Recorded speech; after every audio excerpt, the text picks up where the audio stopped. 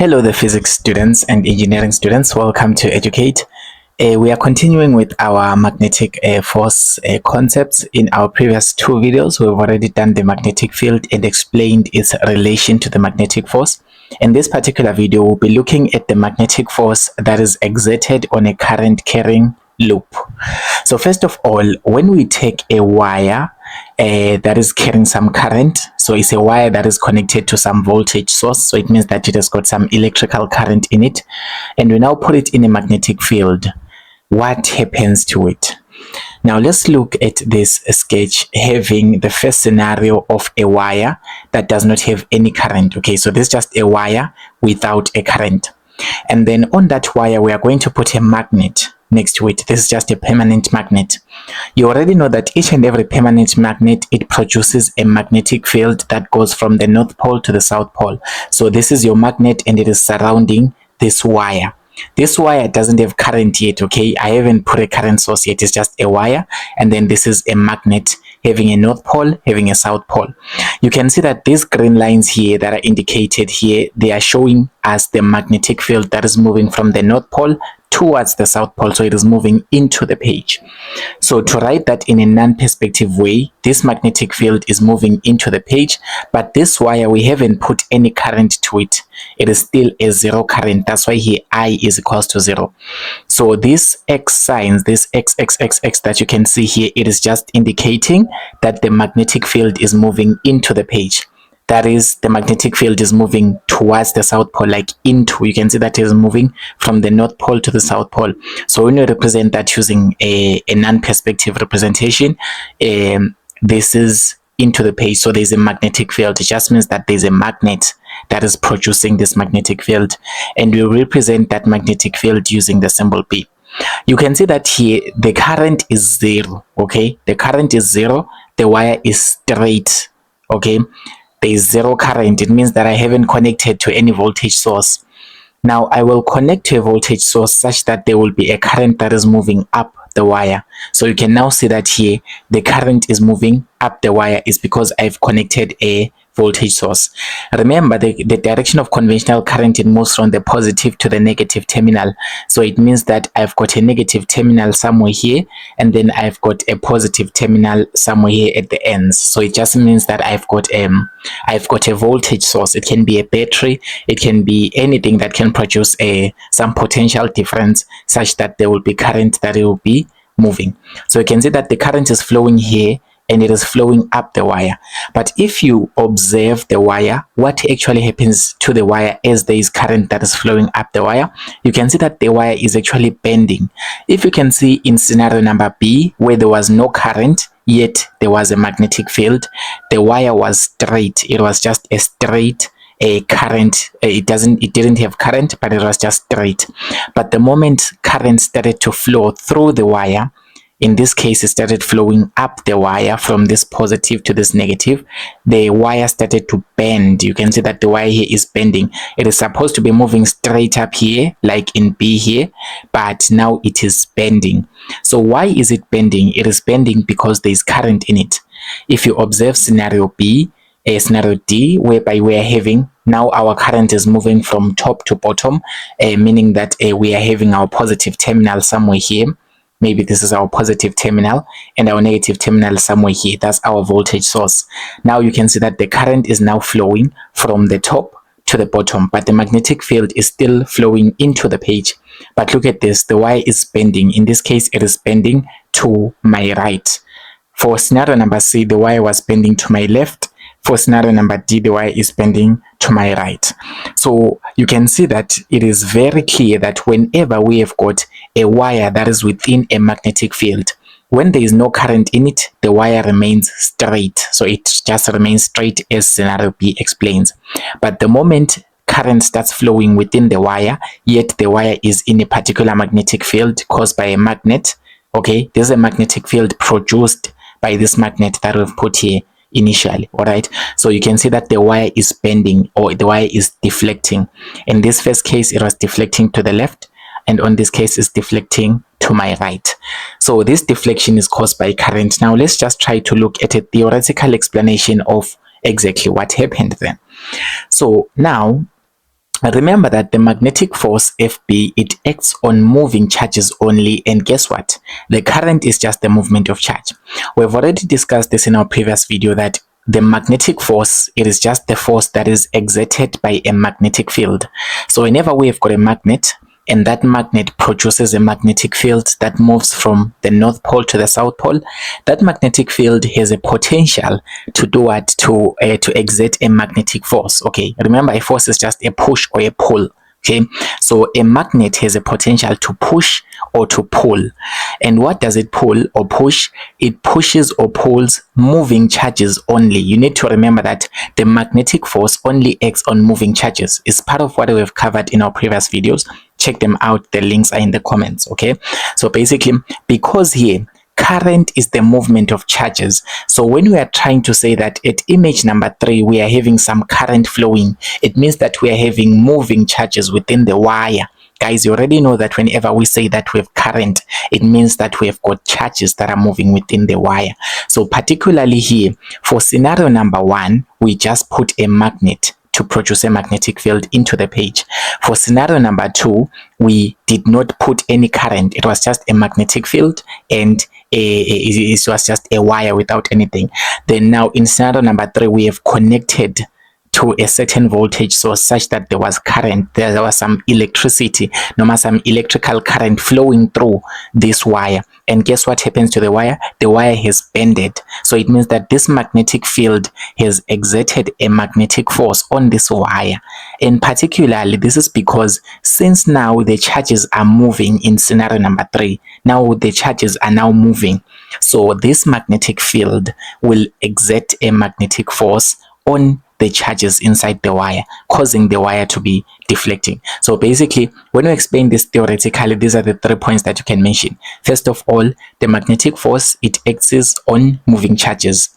And here in this case, current is just the movement of charge. So basically, when there is current flow, okay, so when there is current flow, or when the current is now flowing, meaning that the charges are now moving, because basically current is the movement of charge, right? In simple terms. So basically, when the current is starting to flow, meaning that when the charges are starting to move, like here in scenario number C, what actually happens? The magnetic field, that magnetic field that is B, in this case, this magnetic field that is going into the page, it exerts a magnetic force on the moving charge. Okay, it exerts a magnetic force on the moving charge. So you can mention these as points and this also as points. So since now the charges within the wire are experiencing a force, they will actually cause the wire to deflect, or they will cause the wire to bend. You can see that the wire here is bending. The wire is no longer moving straight. It is because the charges that are moving within the wire, they are experiencing a magnetic force, which is FB, and this magnetic force is exerted by the magnetic field. The magnetic field is produced by the magnet.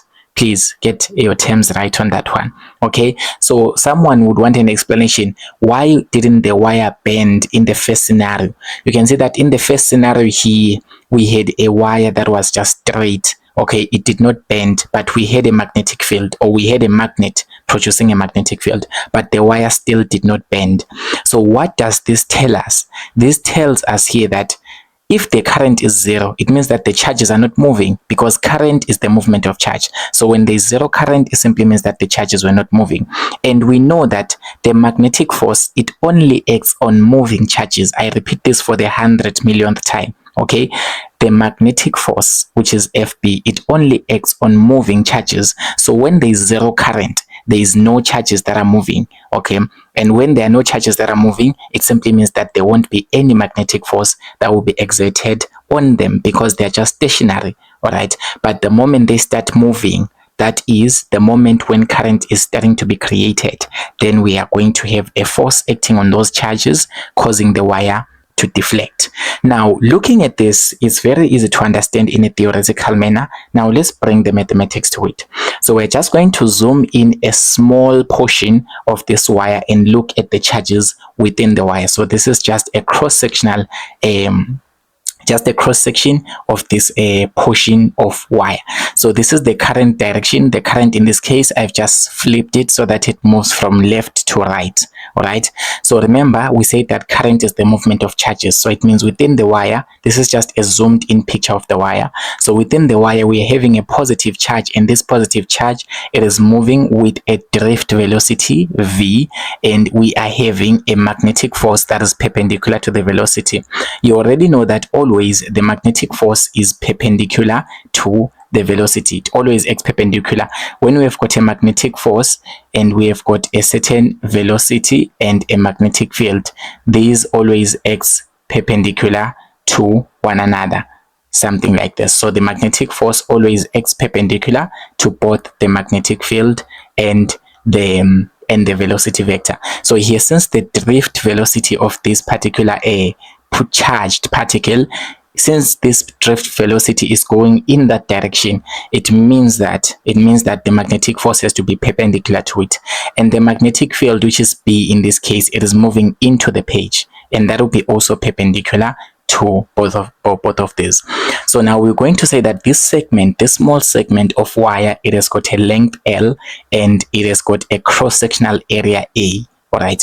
So now we want to make it some form of derivation or some form of formula to find that magnetic force, because we've already said that in our previous diagrams, we've already said that whenever we're having a magnetic field and we're having some moving charges, that is, we're having some current, then there will be a magnetic force exerted on that wire. So how do we calculate that magnetic force exerted on the wire?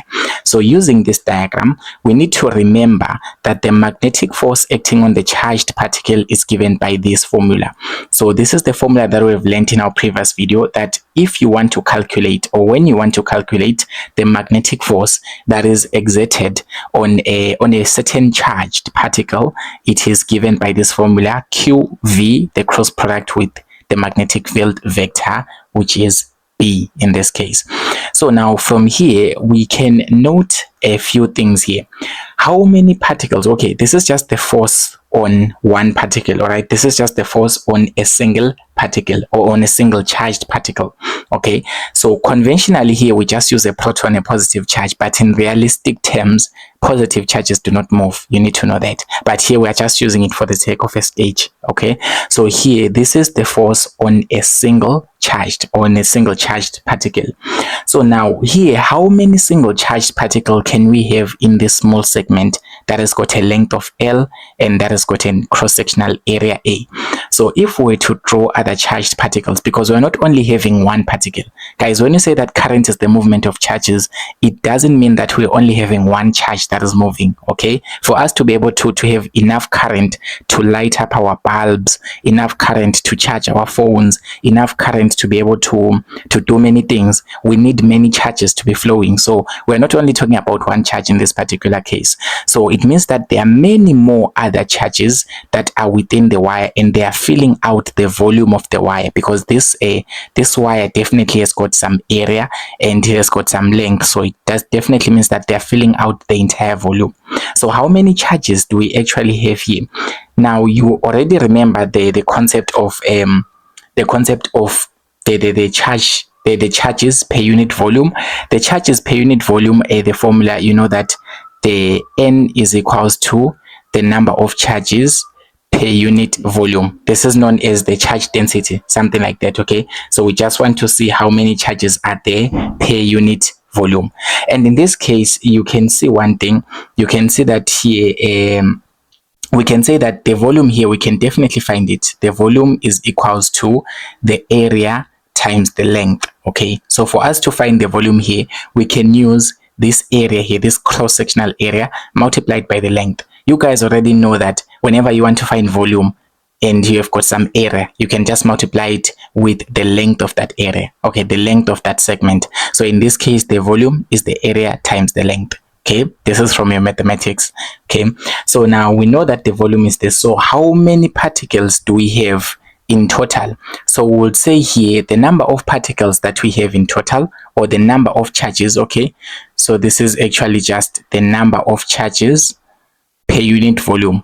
So N N, this number N, you must know it from electrostatics. You must know it from electrostatics, definitely.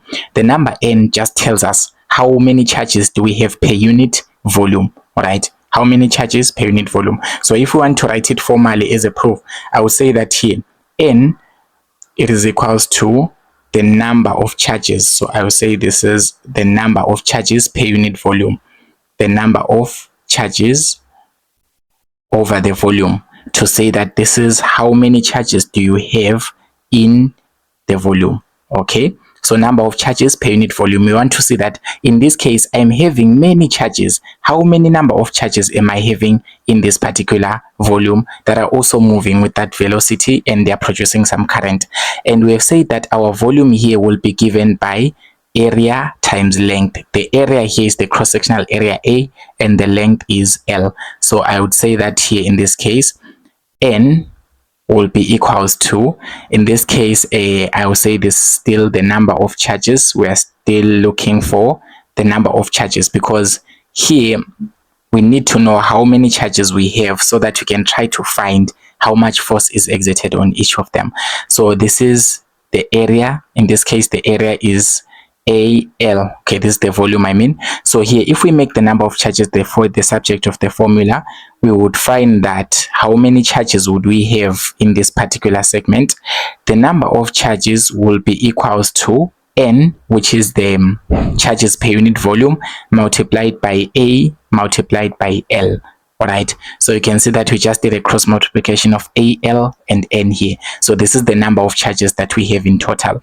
So here when we are having this particular scenario, remember this is the formula for calculating the magnetic force, right? The magnetic force on what? On a single charge. I repeat, physics students, I say that this formula FB is equals to QV cross B. We use it to calculate the magnetic force on a single charge within this, but we know that this segment that is carrying charges or that is carrying some current, this segment, it has got many charges. And how do we find the number of charges? We found it in a general way as equals to N times AL. This is the number of charges in a generalized manner. All right, so now to be able to find the force on all the charges here, okay, to be able to find the force on all the charges here, we would have to say that here the force on all the charges must be equals to, the force on each single charge is QV cross B, okay, whereby V and B are all vector quantities. All right, so this is the force on a single charge. So to be able to find the force on all the other charges, you have to multiply with this, with the number of charges that you are having. So with the number of charges that you are having. Okay, for example, if we say that in a classroom, right, in a classroom we are having 100 kids. Okay, let's just say we are having how many are these? We're having 8 kids in a class, and each kid has to get 200 rands. Okay, each kid has to get 200 rands. Now we ask ourselves, what is the total money that we need to pay these kids in total? How would we find that money? We'd have to say that we are paying each kid 200 rands, and then we are multiplying with the number of kids, which is 8 kids. So this must give us what? 1,600 rands. So we must pay 1,600 rands so that all the kids will get the equal amount of money. Similarly here, we say that the magnetic force on a single charged particle within the wire is given by QV cross B. But now we know that there are many charges here. All right, so to be able to find the total force, the total magnetic force acting on all the charges that we are having here, we have to multiply that force with the number of charges, because this expression here, it is the force of just a single charge. That's why there's only one Q here. And we've already seen that here, from here, the number of charges is given by N times AL. So we substitute that. So when you substitute that, we find out that this is F and this is magnetic force, right? So this is FB is equals to Q. This is the cross product of V and B, right? Multiplied by the number of charges here is given by N times AL. So this is the N, which is the number of charges per unit volume. Then this is times area times length. So this is times area times length. Now we need to do one more reminding of yourself. You need to remind yourself what is the current in terms of the velocity of the charges and the charges per unit volume. We already know that the current I, it is given by the following formula. It is given by NQ, and it is given by the velocity, the drift speed, of course, and then multiplied by the area. You must know this formula from electrostatics, okay? This must continue from electrostatics. So if you don't know this formula, go and revise it, because the current is equals to the number of charges per unit volume multiplied by the charge multiplied by the drift speed multiplied by the area. And you can see here from this particular expression that we are having some parts of this formula. We are having N here. This is N, okay, it's corresponding to this N, right? And we are having Q here. This is Q. It is corresponding to this Q here. And we are having what else? We are having V, which is the drift speed. It is corresponding to this drift velocity, but in vector notation. And then if we look at what else do we have here? We are having A, which is the area. It is corresponding also to this formula. So we have all the variables for this formula. So we can substitute I here. And if we substitute I here, you'll find out that the force, the magnetic force, which I will call FB in this case, the magnetic force, which will be FB, the magnetic force FB has to be equal to what? It has to be equal to the current. So I will replace all of these shaded variables with current, because this is Q times V times N times A times L. All right, times A. Okay, this will be replaced with current if we substitute this formula into that one. So this is current, and what will we remain with in this case? If we observe carefully, we remain with L and we remain with B.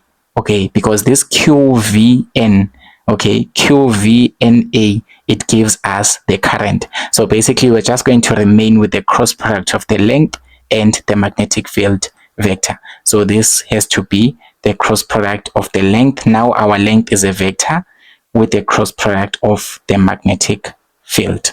So this is the formula. This is the formula for finding the force acting.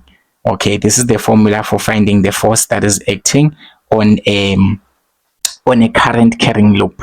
So what do you need for this formula? Let me just rewrite it for you so that you see it properly. We are having here the magnetic force FB, it is equals to the current within the wire, right, multiplied by the length vector with the cross product of the magnetic field vector. So you only need these three things for you to be able to find the magnetic force. The current is measured in ampere. It is just a scalar quantity. And then the length vector, basically the length vector, its magnitude is just the length of the wire. All right, its magnitude, this L here, is just the length of the wire. But why is it a vector in this case? It is because we have just taken it from this formula. Since here our velocity here is a vector and is having a cross product with B, okay, and when we substituted here this current, it had a scalar quantity V.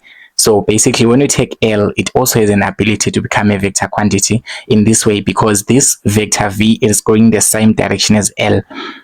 What do I mean by that? Simply means that here, this vector V, which is just the velocity, this velocity is going in the same direction as L. So if we regard L as a vector, more like a displacement vector, it will be going the same direction as V. So we can say this is I times L cross product with V. So this will be the resultant magnetic force. So whenever they ask you to calculate the magnetic force acting on a straight, okay, this is the magnetic force acting on a straight current carrying loop.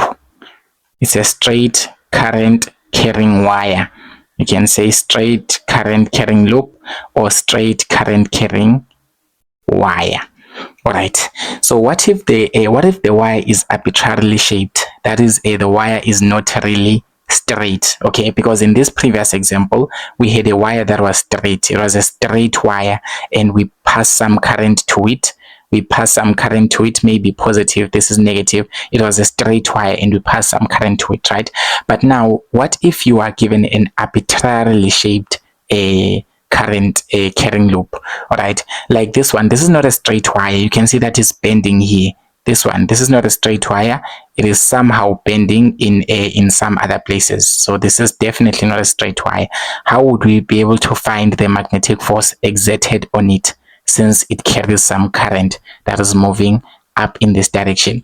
So here we would have just to take its differential elements. Simply means that you have to just take smaller portions, and you are going to call those smaller portions of the wire as ds. Okay, those smaller portions of the wire, you will call them ds. So instead of having the whole length L, you will only take smaller portions of the length, and smaller portions of the length that are straight, smaller portions of the length that are straight, smaller portions, until you finish the entire wire. So when you want to find the magnetic force here, you would have to say that the magnetic force, the differential magnetic force on each and every smaller portion of the length, okay, it is equals to the current multiplied by that differential length, or that smaller portion of the length, with the cross product of the magnetic field vector B. So this is still the same formula that we have derived.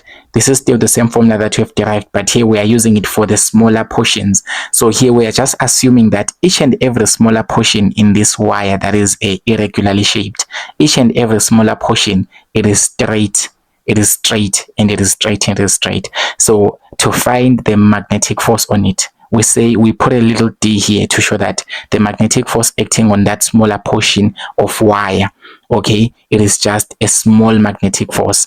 We'll still use the same formula. It is current, but now instead of writing the whole big length L, we will write ds. Okay, this ds vector, it is showing us the smaller length. We call it a differential length. So this is a smaller length, a smaller piece of length that is straight lined. So to be able to find the total force, you need to integrate then. Now you have to say the total force, the total magnetic force, will now be found as the integral of the current times the surface vector is cross product with this B. And since the current is a constant, you need to know always that the current is constant, so we can pull it out of the integral. So this is the current multiplied by the integral of ds cross B. So this is how you would find the force if your wire is not straight line shape, it is arbitrarily shaped. So the bounds of your integral here, they will just move from where the wire begins to where the wire ends. Let's just assume that the wire here begins at a point A and the wire ends at point B. Okay, so you would have to add up all these smaller differential surfaces, all these smaller differential lengths, all of these smaller portions, from what? From A to B, and you find the cross product of ds cross B. This will be the formula that you use to find the magnetic force that is acting on a current carrying loop, but that is arbitrarily shaped. Means that it is not really straight. But if it is straight, you would use this formula that we've derived at first. So kindly try and attempt this problem on your own. In our next video, we'll be doing the corrections. Thank you so much for watching this video. Don't forget to subscribe to the channel. Tell your friends to also stay tuned.